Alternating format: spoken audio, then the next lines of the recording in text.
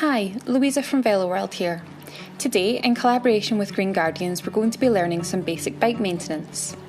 In this video, we'll be covering everything you need to know about chains and how to give your bike the best and least expensive service, a good old-fashioned clean. Before we start, please note that the products mentioned in this video are the preferences of Veloworld bike mechanics. We are not sponsored or endorsed by any of the products or brands, and other products are available.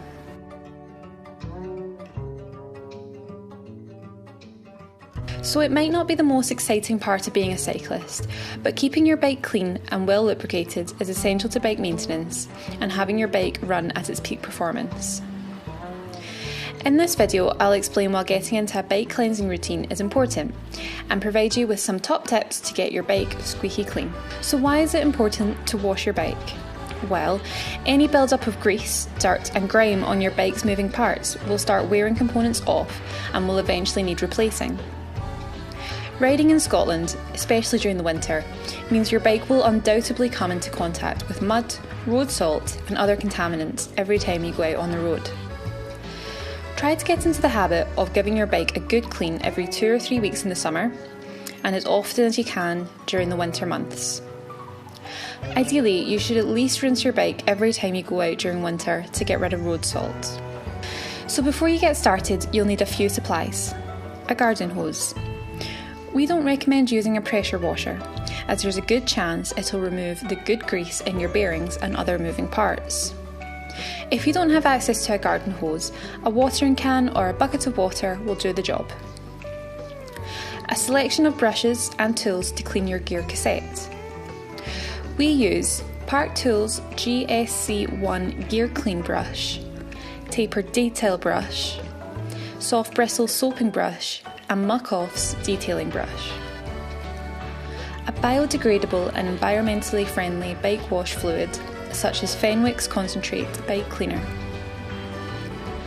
Microfiber cloths or rags, a dirty one and a clean one, and a chain lubricant. Let's get started.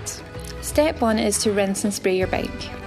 Use your hose to rinse the bike on both sides, holding it over the bike and allowing the water to fall from top to bottom. Spray your bike all over with the bike cleaner. It'll take about 30 to 60 seconds to start working. As mentioned, we use Fenwick's Concentrate Bike Cleaner at the Veloworld workshop. It comes as a concentrate, which means you get twice as much for your money, and it doubles up as a degreaser. It also smells great, and it's environmentally friendly. Step 2 is to get soapy. Use a soft bristle brush to clean the entire frame and wheels.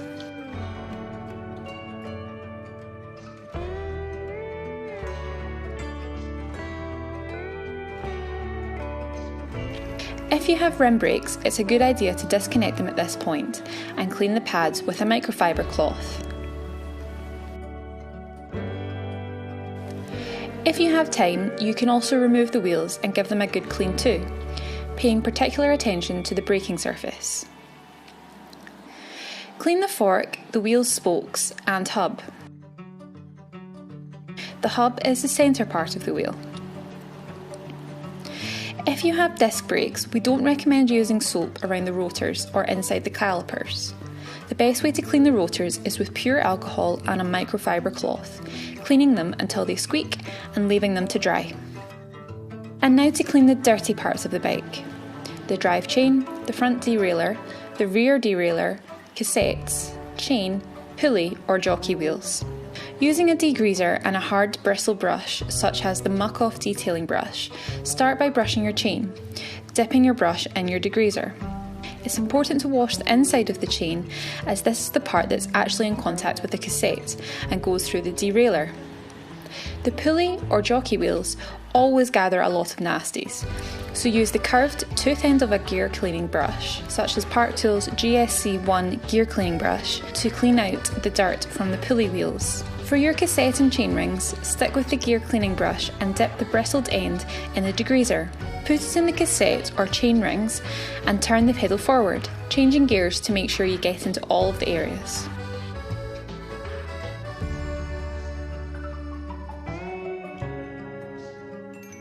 If your cassette is really clogged up, use the curved, toothed end and put it between the sprockets to lift off all of the bad stuff. Step 3. Rinse and repeat or leave to dry. Give the bike a good rinse and feel satisfied as you watch all of the dirt falling off. Make sure you get rid of all the soap, especially in your brake pads and rim. Repeat any steps if necessary if there's still some dirt lingering. Bounce your bike to tap off the water. Then leave it to air dry.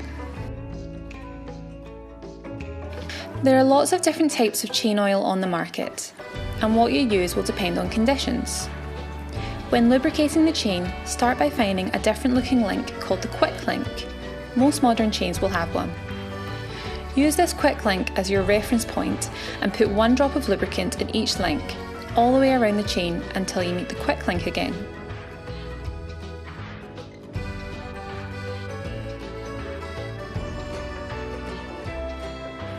Then, grab a dirty rag and place it underneath the chain and back pedal a few times.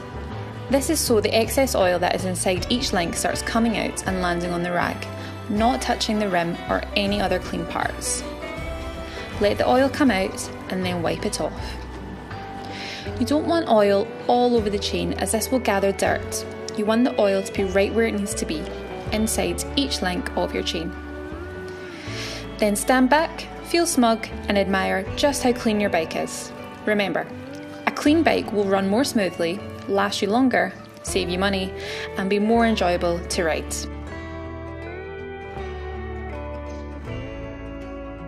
Bike chains wear in such a way as to cause their maximum length to increase. Mechanics usually refer to this as chain stretch. Stretch is the sign of a worn out chain that should be replaced. Chain wear and stretch is greatly affected by a number of factors, including the cleanliness of the drive chain, the terrain ridden, the power of the rider, and the weight of the rider. If you take a quick look at a worn out bicycle chain, it might not show obvious signs of wear. The side links might have some minor wear, but the real wear happens on the inside of the chain where you can't see it. This is where chain checkers come in handy. This checker is designed to accurately indicate when a chain reaches 0.5% and 0.75% stretch, as these are the points at which most chain manufacturers suggest replacement. To check your chain, place the checker on the chain like so.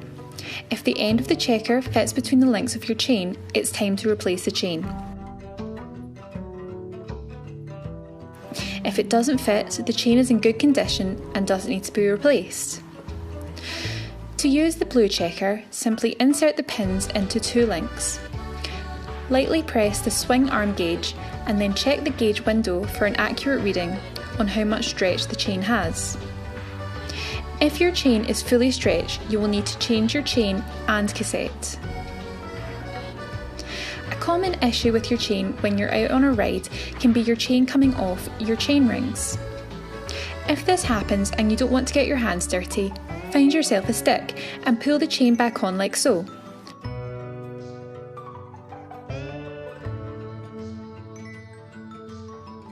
Once it's back on, lift the back wheel off the ground and pedal forward with your hand to make sure it's running smoothly.